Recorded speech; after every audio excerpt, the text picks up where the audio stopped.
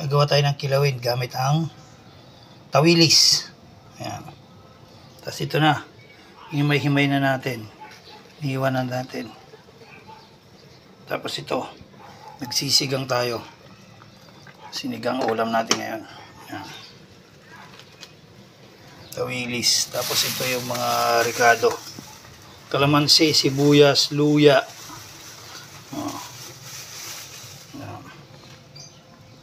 Papakita ko yung maya-maya ulit. Hugasan na natin at linisin natin, hugasan natin. Tapos pag nahugasan natin, babad natin sa suka at saka natin timplahan. Yan lang ay ang kilawing dilis. Tapos ito sinigang ko na alumahan, luto na rin.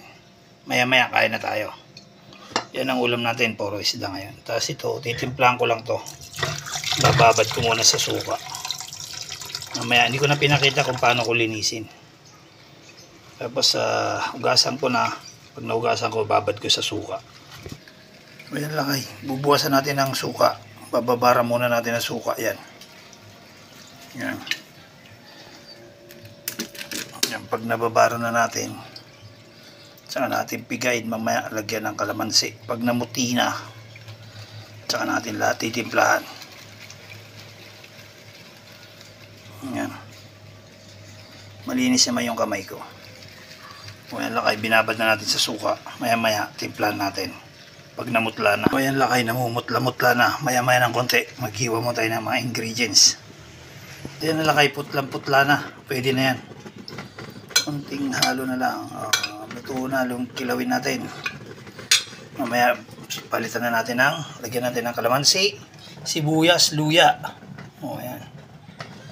Yan ang ingredients natin. Yan lagay. Tinanggal na natin yung suka lakay.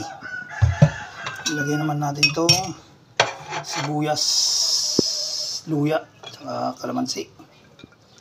Ilagay na natin yung ingredients nya.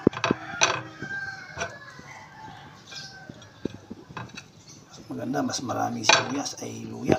O ayan lakay ang finished product ng ng kilawing tawilis.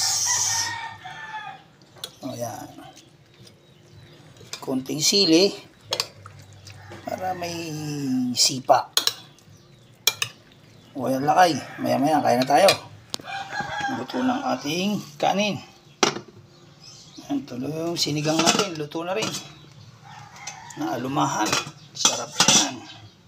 Tapos ito kilawin. Ayan ang finished product natin ng kilawin. God bless. Ingat-ingat kayo lagi. Adjourn. Ay yung kilawing tawilis. So yan o. Sarap. Sarap ng kilawin.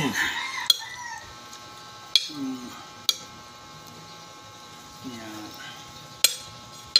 Shout out dyan sa mahilig sa kilawin. Tapos meron tayong sinigang. Ayan, sinigang. Isda din. Puro isda tayo ngayon.